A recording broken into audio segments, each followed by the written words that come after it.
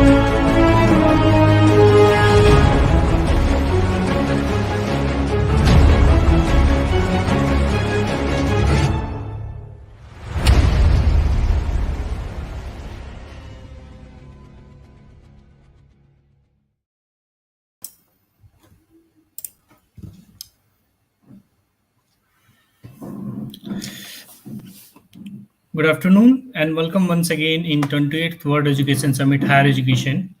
Moving further with our next panel discussion, the topic of the panel discussion is the role of proctoring tools in hybrid teaching. And for this, we have our fellow panelists starting with our moderator, Nick Benwell, Senior Solution Engineering, Blackboard. I request my backend team to make the panelist live. Welcome, Nick. Welcome once again.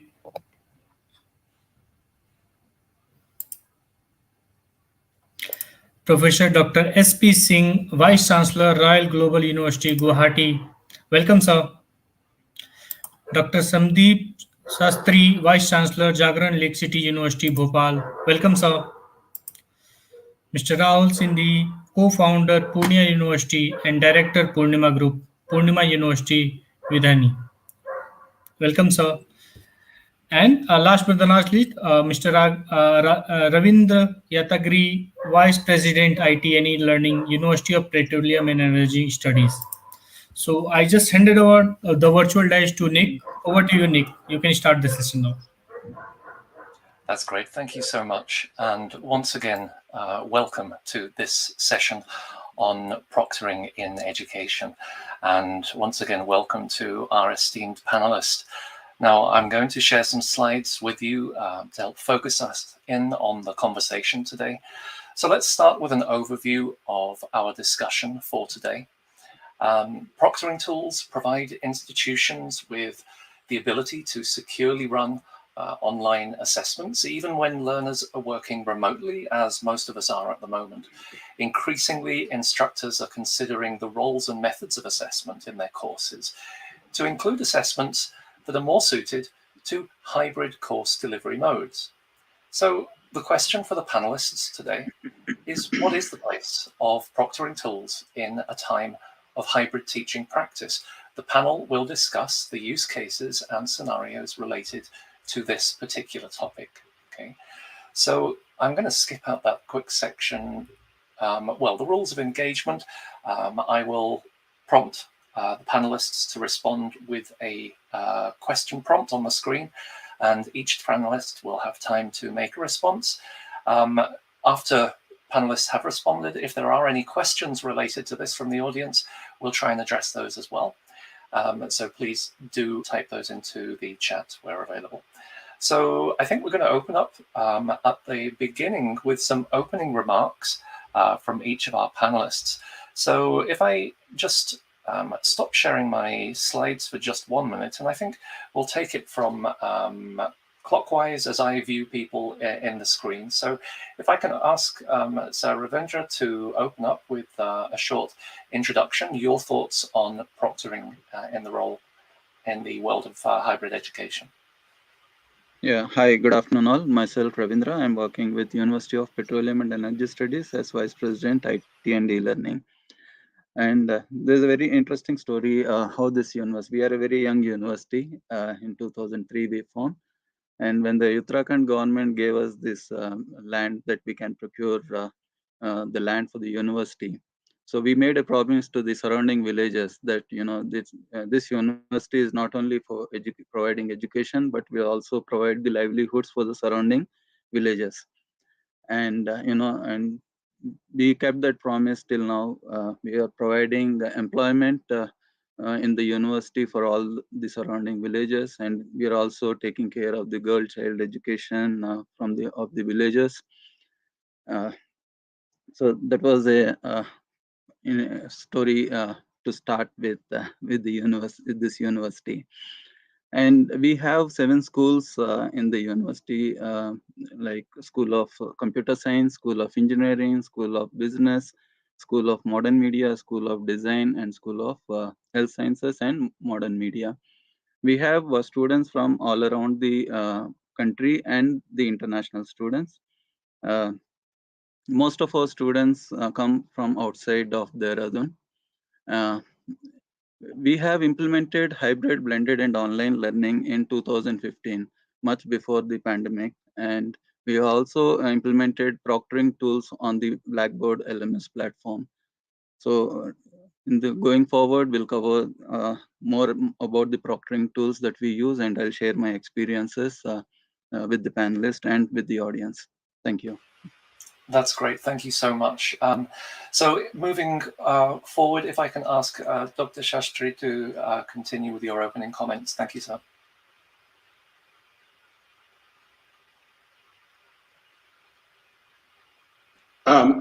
Thank you, Mr. Nick. It's an honor to be part of this panel. And I would make my introductory points in 3 different ways. Number 1, I am here to represent Jagran Lakecity University, one of the leading private universities in central India. And we have been pioneering in efforts to try and innovate in the multi-track dimensions of learning. And some of this innovation has been in terms of how this testing of learning happens. We were among the first to come onto the platform of online learning and have moved forward in terms of hybrid learning. Nick, to start off with, I'd like to make just 3 starting comments, quick 1-minute comments each. Comment number 1. When I talk about proctoring tools, I would prefer to ask myself the question as to what is the goal. The goal is not proctoring per se, but the goal is learning. And sometimes I wonder whether we catch people right or we catch people wrong. Because sometimes I wonder whether proctoring is about finding fault or trying to catch people doing something wrong. And my psychologist colleagues have always told me it's important to catch people right than catch people wrong. So for me, The focus is assessment of learning and not doing that within a zone of suspicion, not doing that within a zone of believing that people want to do something wrong. And that's the philosophy we at Jagran Lakecity University have taken forward. Linked to this, my point number 2. Is proctoring about tools and techniques, or is proctoring about attitudes and, in a sense, approaches? While tools and techniques are important, for me, proctoring is about attitudes and approaches much more. It's about the way I look at it, the way I assume something is going to happen. And so for me, my third and last point, I believe that universities need to create a culture of trust with their students, with their faculty, whenever you talk of assessment.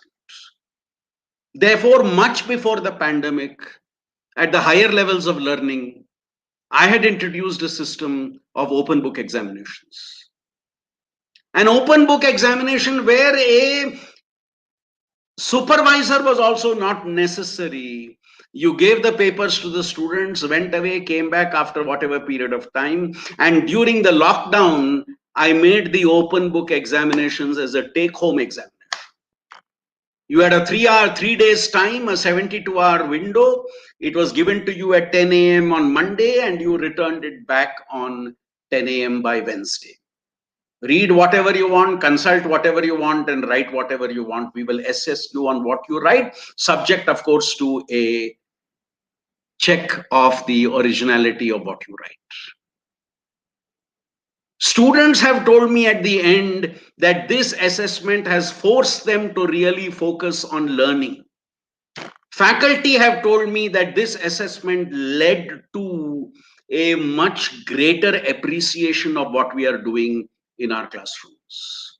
My final point, Nick, how did we make the assessment meaningful? For my class of 60 students, the take-home assignment was 60 different assignments. So even if they WhatsApped each other, they had no time to tell anybody else what they were doing because they were doing something else. They were looking at something very different from what their 59 classmates were looking at. Now, I started off with the culture of trust, but then I'm also putting into that slicing out any opportunities which would give an opportunity for mistrust. Because for me, any mentoring tools is about catching people doing something wrong. I don't want to catch people doing something wrong. I want to believe that people will do right. Because the moment I put in too many mentoring tools, too many monitoring tools, too many proctoring tools, end result, I'm not worried about the learning that happened. I'm worried about how much of the proctoring happened and what was my perspective, student perspective, parent perspective, teacher perspective, and God forbid, court perspective on the matter. You see? Now, am I focusing on learning, or am I focusing on, is my whole administration going to focus on these multiple dimensions? So at the end of the day, can we make our assessment such that we trust the learners, create that culture where we trust the learners, and give them no opportunity to undo that trust that we have placed in them? Thank you for the time. That's great, and really important points there on the perceptions of proctoring and also whether proctoring is a punitive exercise or not. So for our next comment, our opening comment, if I can pass over to Professor S.P. Singh. Thank you, sir. Thank you so much, Nick, and good afternoon to all of you, all my fellow panelists, Dr. Sandeep, Shastri, so Rahul, Singhi, Ravindra, Yatagiri sir. I think I was very, very fascinated by two eminent speakers who have given their thought about proctoring or online proctoring examination, or for that matter, I think I agree to both of you in totality, but then probably I would say that one hand, the open book examination, what we are talking today, as Shastri ji has very rightly pointed out, the time, the future, the learning outcomes will definitely be more when we have open book examination. And at the same time, proctoring is also important, in my opinion, if it is with trust, as has been said very rightly. But then why? Probably I will try to put, the institutions and the universities and the people and the society and the country by and large, or maybe whatever we talk about with respect to intelligence, checking of intelligence, learning secondary, intelligence first, our all examinations, all India examinations, starting from civil services to IITs, NITs, and everything. Everything, most of the things are memory based, and they are not logic based most of the time. At times, there are a few questions being put up there. So, I mean, in a way, we are new university situated in Northeast India, but my exposure of 31 years of education has given me a chance to understand that we have to live with both. Learning on one hand, right learning on second hand, actual learning on third hand, and preparing for competition is on the other hand. So this is something which is not in congruence with the system of education we have in this country. Whatever systems we had earlier and whatever we're going to have now, at one point of time, the society, everybody talks about where your son is studying, IIT, where your daughter is studying in KGMC, and what you're doing, my boy and my son. The society, by and large, is still not convinced with the outcome-based education, which is the real learning. And that gradually will happen. I'm 100% sure. Jagran University, we all are trying in that direction. We all have done open book examination when we had no other choice during the time of pandemic. But then we are evolving, and that was a very, very great learning, open book examination. Many of my students, I would say half of them, or maybe 40% of them were very, very comfortable and were very, very happy with the open book examination. Other 40% were again were cheating in best possible way, because we have not evolved ourselves to that level, so that our syllabus, our teaching methodology, our pedagogy, everything is based upon open book examination, and as well as the questions being set and the assignment being given and teachers training in that respect, everything was not ready for open book. It was a pseudo open book examination. I will not say it was absolute pseudo. And proctoring also, we are doing a pseudo proctoring. We have a double camera examination, single camera examination, and the same time, the examination system and the pattern what we have in our university has two. One is that a student should become successful end of the day when they pass out by getting a good profession. Even the companies, when they come to the campus, they take the examination, the screening examination of the students, so that they are through for their screening round. And screening is again not based upon, I would say, ultimate outcome of education, but based upon a lot of memorizing things, having some knowledge, not all the time, 50%. But things are improving. In due course of time, India will also be on the same line like foreign countries. My children have done, many of them known to me, have done their studies from higher education in foreign countries, US and UK. I mean, there's nothing. They give the assignment is given for 10 days.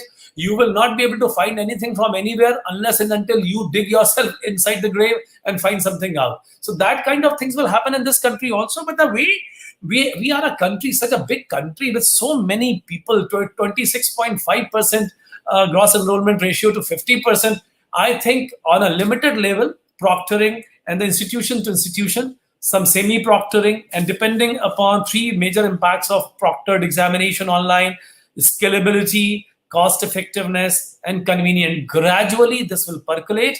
This will be settling down, and we all will start in some way. I told in my other webinars also that anything is being produced by or done by educationists with a good thought and mind is very, very effective, but not effective at all the levels, and not effective with all the institutions, and not effective with all the places. It has to go gradually. Somebody will eat the whole apple, somebody will eat half, somebody will be satisfied with quarter, and somebody will take few more months to start eating apple.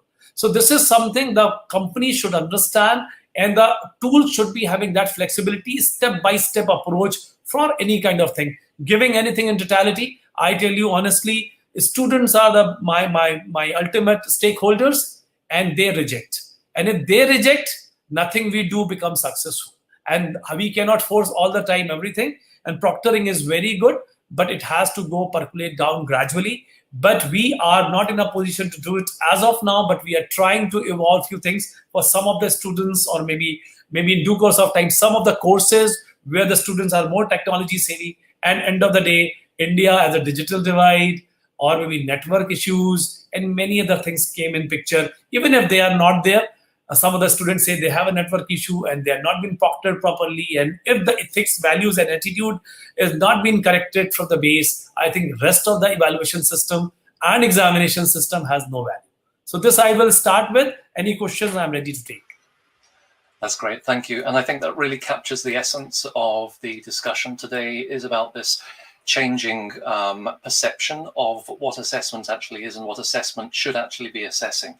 So this is maybe something that we can work into some of the responses later on. Thank you so much. Finally, for the opening comments, if I can move on to Sir Rahul Singhi. Hi, good afternoon, everyone. So,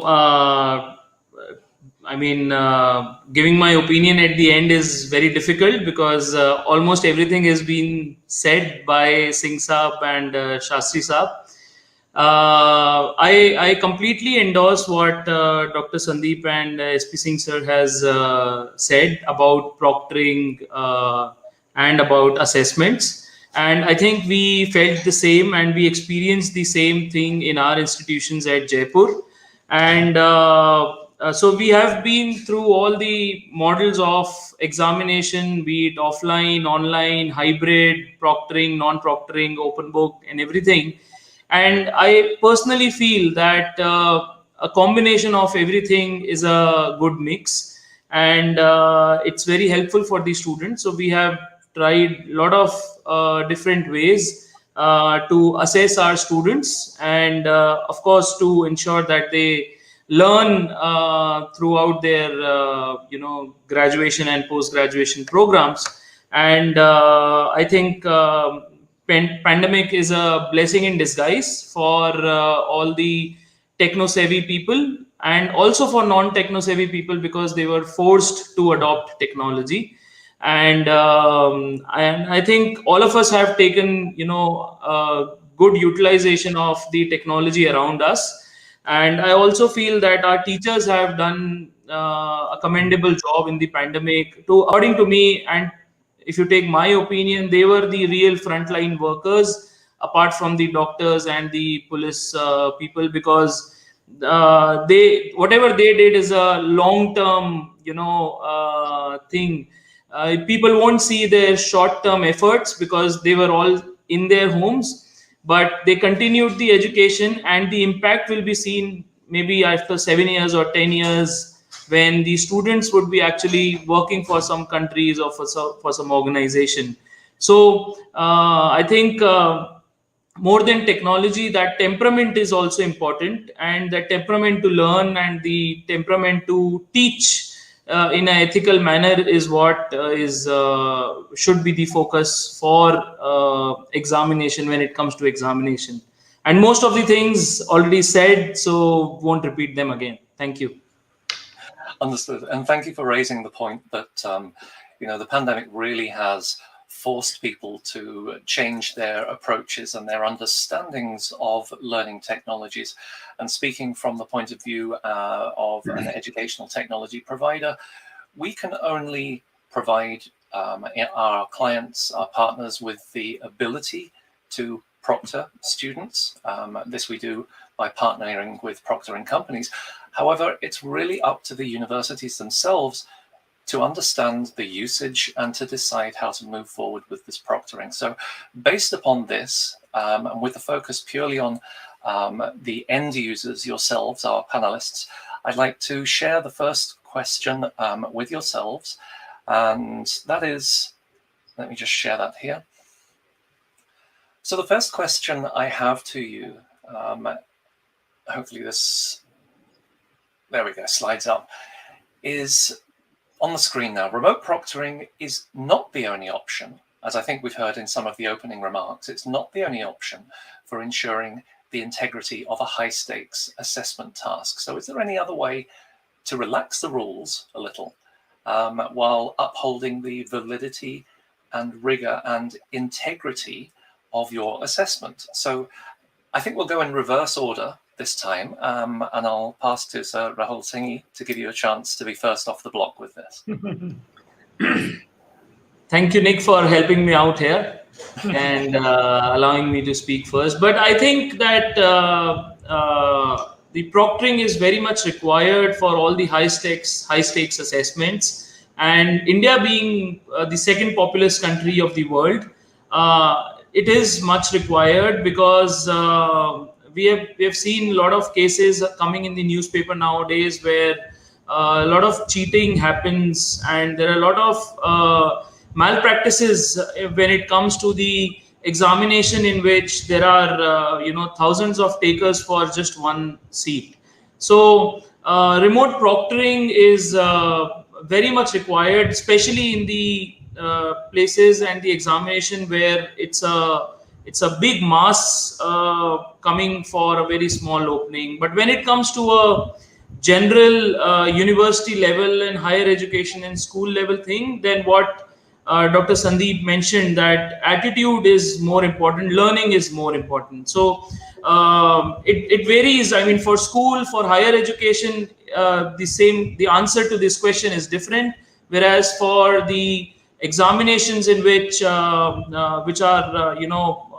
very competitive and which are at the level of a national level, and which is linked to the future of an individual candidate, because passing an examination eventually will make the career or break the career. So where the stakes are high, it is very much important. That is my say on this question. Okay, absolutely understood. So the checks and balances there on the quality of an exam. So if I might push this question now to Professor Singh and ask you to respond to this one. I think in my introductory remark, Nick, I have already said few things. I will not repeat, but then I just point out two things important in this respect. One is that definitely the proctoring is not the only option.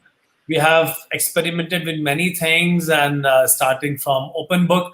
I will not say open book, open source examination is the new term we have thought of, because it is not only book, any source available to them, even friends, and talking to them and answering the questions together. They have made a small Google, classroom groups, and they have started solving the question paper together in a group of 4 or 5 in the Zoom platform. So many innovative ideas. We think we are innovative, very innovative. I tell you very honestly, the students are more innovative than us. Once it comes to, together, they make a group and start trying to do the best temporarily in the examination, though the learning outcomes are almost negligible and zero. So we have to take care of that, and we gradually will become more transparent. I would say student and teachers relationship, examination will become more transparent in due course of time. But as of now, proctoring is very, very important, and be in the best possible way. What we have done in proctoring, even then students find out some ways to cheat.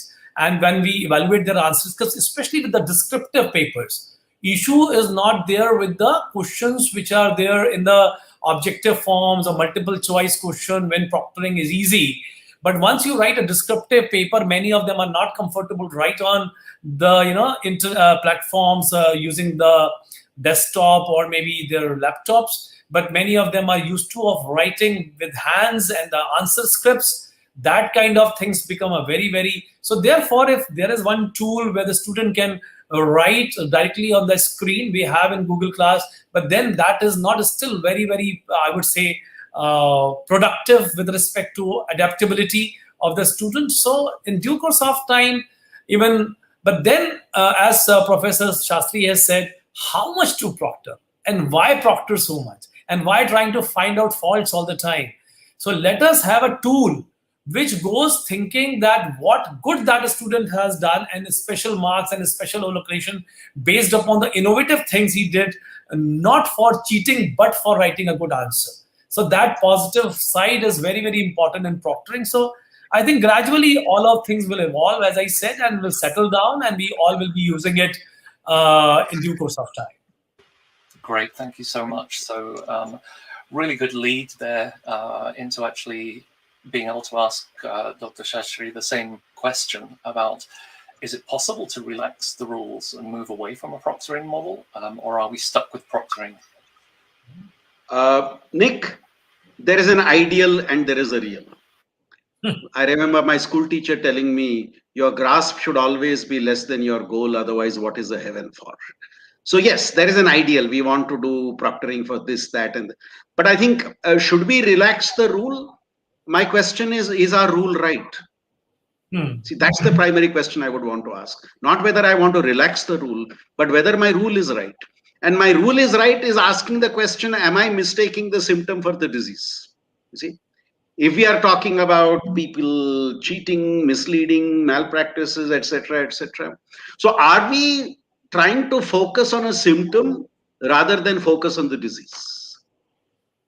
I would still be persuaded by the argument and the practices of people that I have worked with at Jagran and at my earlier job, where rather than focusing on are we proctoring them effectively, we made sure that the assessment was such that it gave minimum room for them to actually manipulate, cheat, or malpractice. Example, in multiple choice questions, my faculty made sure that the options available, you could not go to Dr. Google and get the answer from there. You see, you typed in your question, Dr. Google was not able to provide you the answer. Now, can I create a multiple choice question which requires maybe 7-8 minutes on Google to get every question's answer, and then you have the time limits in place? So students try one question, they realize this is not going to work, I better do it on my own now. You see? And can we have that bank from which questions are just shuffled? So first question for me may be 10th question for Ravindra ji and 20th question for SP Singh ji. And then when Rahul tries to search for the question, it is not there at all in his whole list of questions. So see, you are dissuading the opportunity to indulge in a malpractice or in to cheat. Even for long answer questions, SP Singh ji, when students said they were comfortable writing, there is a software which converts that writing into a Word document, and then you pass it to Turnitin, and still you are able to find out. And when students knew that that is possible, they said, no, we will type it out. Typing it out is easier. See, so as you very rightly said, students are more innovative than we are, and we need to be more innovative than they are. So this is like the initial steps of a boxing game where each is evaluating the other. Nobody throws any punch, but each one evaluates what the other is going to do. So Nick, I go back to my fundamental argument. I would go to a pre-proctoring stage. What is it that I need to do? What is it we need to do in the culture to prevent proctoring? And of course, last point, when you're talking of those very critical exams, I think we still have not moved into an online platform for many of them. We still have the offline platform, at least to start off with. And therefore, I would say over time, we need to build that culture of trust where learners know that they are not being evaluated for what they were able to memorize in their heads, but what they were able to analyze in terms of the application. That's great. Thank you so much. And I think it's a really interesting point there that this idea of building the culture, because culture will always win out over strict rules. So if you have a good culture in place, then this really helps to support, a movement to new methodologies or even older methodologies if they're more appropriate. Okay, so finally, so Ravindra, how would you respond to this particular question? Yeah, I will share my practical experiences that what we are practicing in the university. So we have implemented Blackboard LMS in 2015. So the product is much matured now in the last 5 years. And our faculty have got question banks, where in the system, when they do with these question banks, they optimize the questions and randomly pick the questions from the question bank. Like Dr. Shastri has mentioned that each student will get different set of questions. So these question banks would help that not all the students will get the same question, and also they randomize the answers for the multiple choices.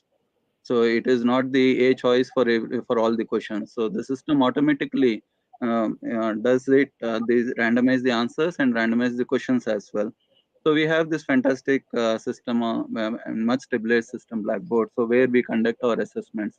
And not only the multiple choice questions, we also practice open book assessments, like Dr. Shastri has already mentioned in his opening remarks.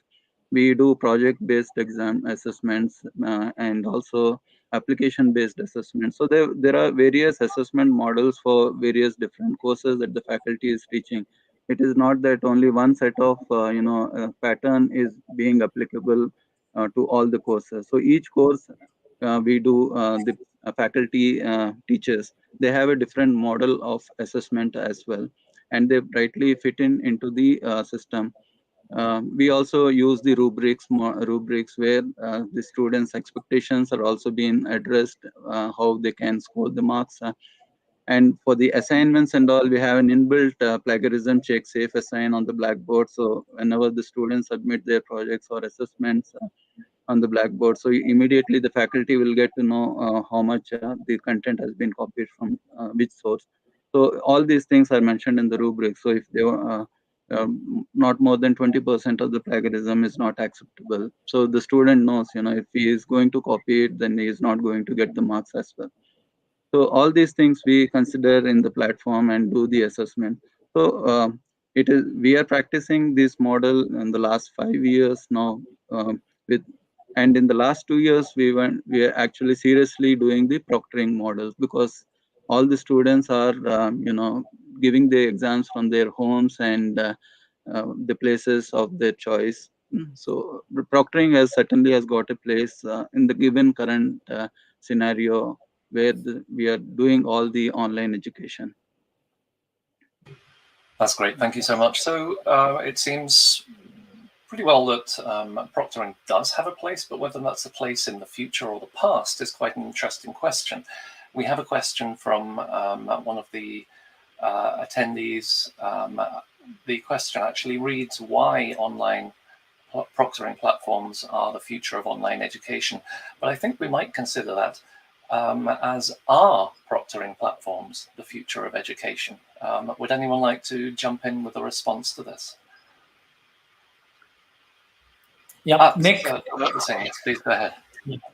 I look for online proctoring platforms for online education is perfectly fine, because many children who are doing online courses, they are doing online proctored examination and they're used to it. The quality of students joining online programs, they are mentally prepared for online examination, proctored examination, their syllabus, their pedagogy, teaching in the class, assignments, and question papers, question bank has been talked by Ravindra ji and Sandeep ji, has been framed accordingly from the day one. They know that they're going to be proctored and they're going to have a proctored examination. Issue is not that. Issue is that for a brick and mortar university like us, where we have the whole culture of education, which is not online, where we are going to introduce 30-40% or maybe 20-30% of offline hybrid mode of education. And in that hybrid mode of education, I think the proctored examination in totality will not be that suitable. So the answer being given for online, I think it is perfectly fine if we have online proctored examination. Nick, can I jump in at this stage? Absolutely, yes. I think we are assuming that the last 18 months, what we have experienced is the true reality of the future. I'm afraid that's not the case. We are assuming that the transition that we are going through would be the total reality of tomorrow. The reality of tomorrow would be a blended system, and that blended system, as Singh Saab said, if it requires an offline or an online assessment, I think there would be opportunities for that. Given the pandemic, given what we have all faced in the last 18 months, it looks as if the online is the only option for us at the present point of time. But that does not necessarily mean what is the transition becomes permanent. Though I know historically transitions have often become permanent. But I think as we move forward, we are going to have a blended system, and that blended system will give us that opportunity to do assessments online, which can be authentic, and do assessments offline whenever it is required. So I think we will be in the future moving on to a system which is a combination of both and not relying on any one only. That's a really great response. And I think this kind of reflects conceptually, something that Rahul was talking about earlier on. Any negative experience will, for the entrepreneur, be an opportunity to innovate. And if we see this pandemic experience as not the be-all and end-all, not the final move that we're going to make, but an opportunity to discover new modalities, new ways of thinking and doing, then it might be considered a chance to move on with educational approaches. Okay, so that's a really fantastic question. So what I'm going to do now is just move on to our next question. I am considerate of time. So if we can share the question on the screen there, please. Question 2 is focusing more on the students and student reactions to proctoring. So students have reported that they're usually more concerned and focused on the proctoring tools rather than their tests. So they're very aware that they are being proctored. So how can we move beyond this anxiety and create an assessment environment that meets the needs of the academic integrity and the student learner? Let me throw this to Professor Singh, as I think this is relating also to something that you were talking about earlier on. So Nick, you have very rightly said, when the technology started taking place in the educational institution, I'm talking about 20, 30 years back.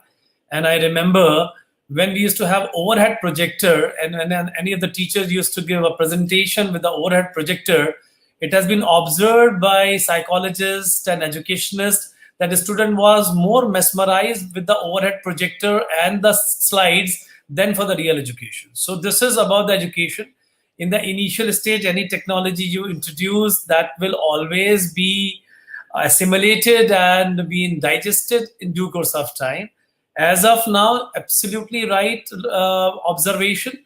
The students are feeling it very difficult even to take the exam under camera, under webcam, proctored examination, sitting in front of your laptop or desktop or mobile phone and taking the exam. It is all. And second is that India, if I class the student in different categories based upon their location, their economic status, their intellectual assets, and their studies, schools, convent, medium, and everything, there may be not less than 100 or maybe 200 classes. So, I mean, we cannot justify and say that one student, there will be student, maybe 5% of 1% or 0.5%, they will be very, very comfortable with tools. There will be 95, they are absolutely not comfortable. There will be in between 4%. They are liking it, not liking it, gradually adapting it. So it is a very vague question. The student by and large are not very comfortable with examination, forget about tools. So examination is on one hand, and tools are making it more difficult.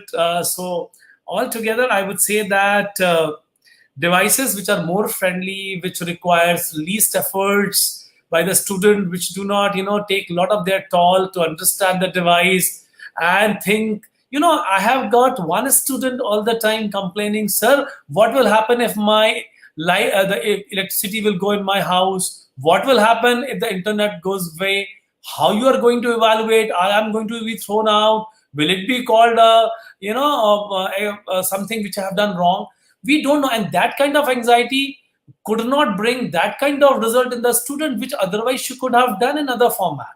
So we have to think in a broader perspective. It's not that easy to give technology as of now to everyone and think everybody will adopt it. So I said in the very beginning remark, from place to place, culture to culture, institution to institution, level to level, it will differ. But then I'm very happy that Elets is organizing such kind of things and we are able to understand what we are doing. Thank you. And absolutely, the ability to have this open and honest conversation about a very important point that affects not only the teacher's methods of assessing students, but also the students' engagement with these assessments.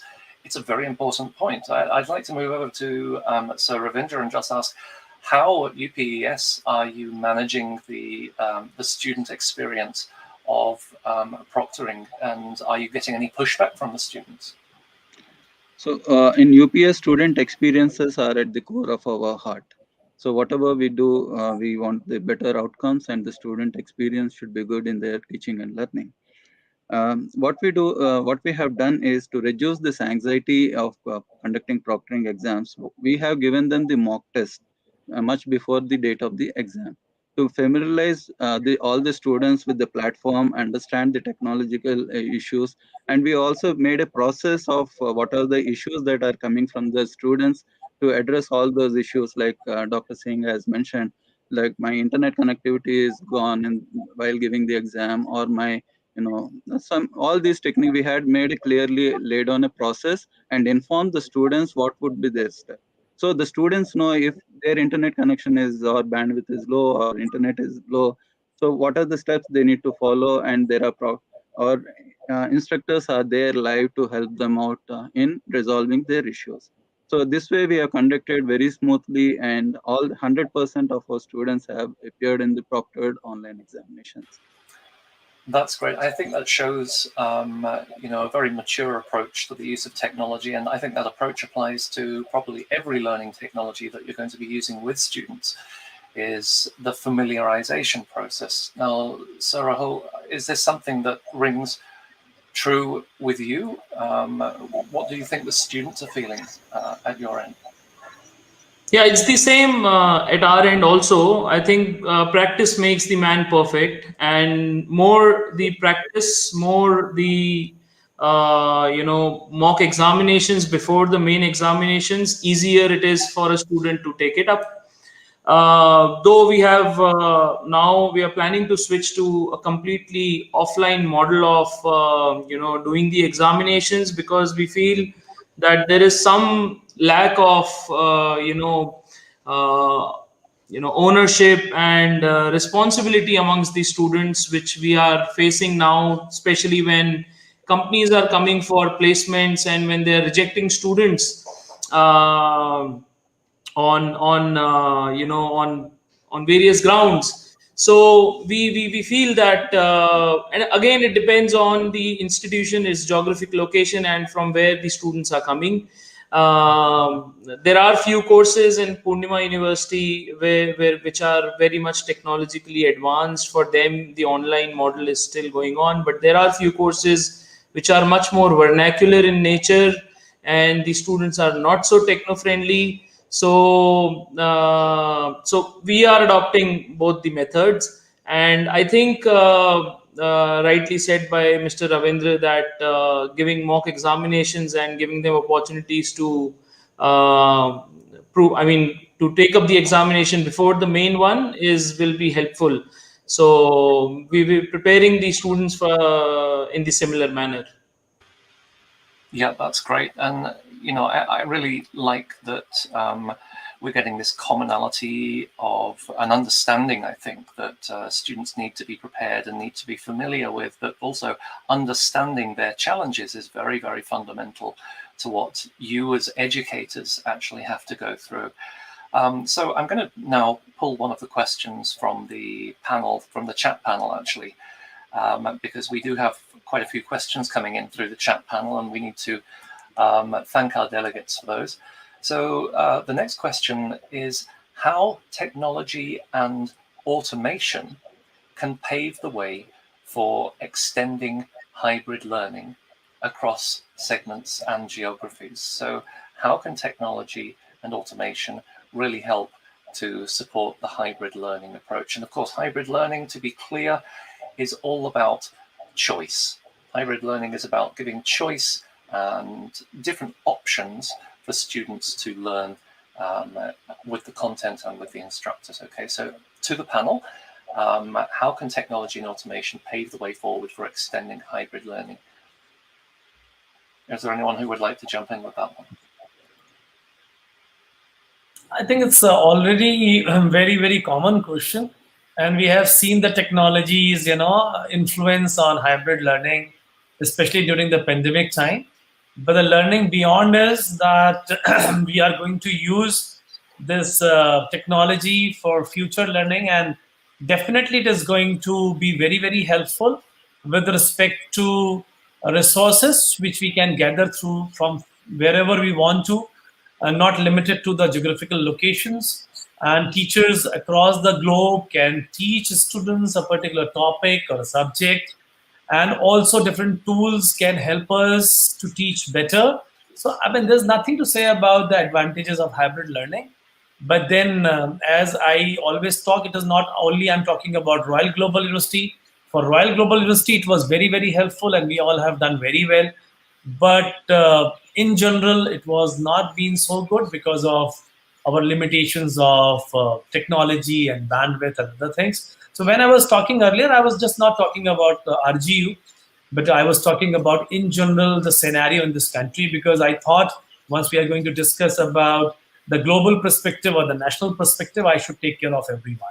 So technology is going to be very, very helpful, and gradually it will percolate down to the remotest of the area, and geographical locations will become meaningless, but it will take not less than 5 to 7 years or 10 years in India. Right, and I think that's a really important point, isn't it? Specifically, like I myself am based in Japan, and Japan is geographically, compared to the size of India, very small. And so rolling out new technologies is a comparatively simple thing. But obviously for India, with such a large geography to cover and so many different regions, that rollout is going to be particularly difficult. And Nick, Yeah. as a democratic country, our responsibility is to the last student in the remotest area. Our examination system, I had discussion many a times, are based upon learning system which is remotest. Remotest India means that the examination system of learning and writing long essay type question papers and the competitive examination, everything has been planned in such a way so the remote student from the remotest of the country in the village can also find it comfortable and is able to crack it if at all he or she is intelligent. Not restricted to Jagran University, not restricted to Royal Global University or it's a Poornima University or UPS. It has to be democratic way of imparting education, and we have to assimilate and inculcate everyone. So therefore, there will be a gap. There will be a gap in the examination system. Till class 12, the students are used to of a certain kind of examination. And when they come to the university, they have certain other ways of doing it. So it will keep on happening and it will crystallize after some time. May not be in India, may take 40 years, 50 years to crystallize finally because we are so big. But the area-wise, it will be. But all India examinations, all India competitions, they, as I started with, they are being thought in a different way. So I think many things will crystallize, I hope, in my lifetime. So it's not just about providing the latest and greatest all of the time. It's as much about meeting people where they're at in terms of what their situation is and understanding that. And again, there's that theme of understanding the student requirement. So I think that's a really important point. Would anyone like to come in for just a final comment on what the use of technology in improving hybrid education? So what we practice in the university is the technology-enabled learning. And for technology-enabled learning, the expectations from the students also should be very clear. So at the time of admission itself, we ask all the students to come up with their own laptops.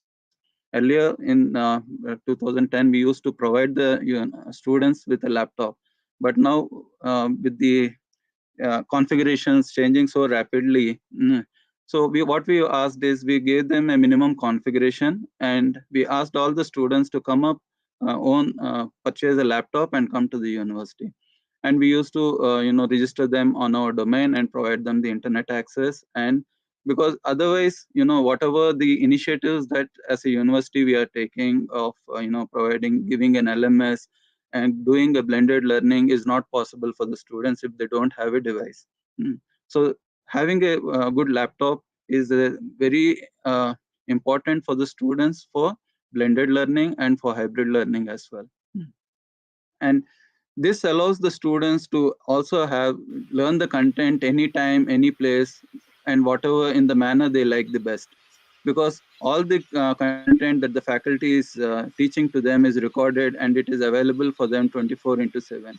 So this will also allow the students who are poor in listening, or they can practice again and again and listen to these videos and learn much better from the faculty.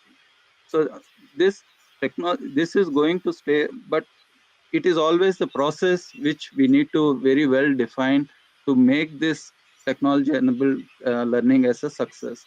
And for this, you also need a good, very standard LMS like Blackboard we are having. So it is important to have a very strong platform for technology-enabled learning. Otherwise, all the initiatives would not be successful. That's great. And I've just checked the time, and I really hate to say, because this conversation was going so smoothly, I really hate to say that we have actually reached time. So that's an hour that flew by, just like it was 5 minutes. I'm actually going to have to wrap up here. So what I will say is, firstly, a big thank you to today's panelists. The insights that we have received today, the depth of thought that is really required when thinking about tools such as proctoring tools has really been reflected in today's comments and communications. So thank you so much, everybody, for your time today. And if the session managers would like to make a close for us today.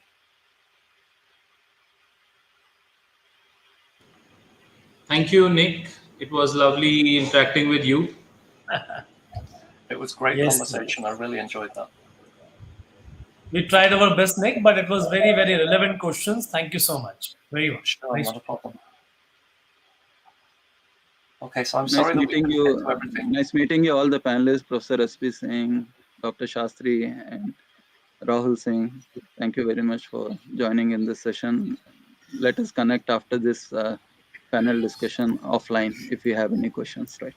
That's great. That's a great thing. Thank you, everyone. Thank you, Nick. Thank you for all the sessions, and it was wonderful topic with the wonderful panelists and very thoughtful learning. I'm sure delegate will learn a lot of from this session. Okay, so the token of thanks, we are having a speaker certificate starting with Nick Benwell, Senior Solution Engineer, Blackboard. Thank you, Nick, for the session and well moderated. Professor Dr. SP Singh, Vice Chancellor, Royal Global University, Guwahati. Thank you, sir.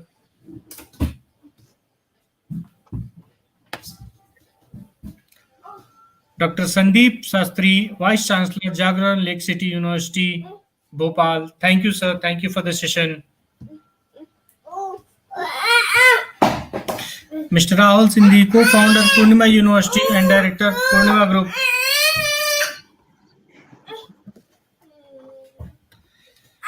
Mr. Ravindra, Vice President, IT eLearning, University of Petroleum Energy Studies. Thank you, sir. Thank you for this session. Welcome. That's all for this session. Thank you. Thank you Thank you very much, all.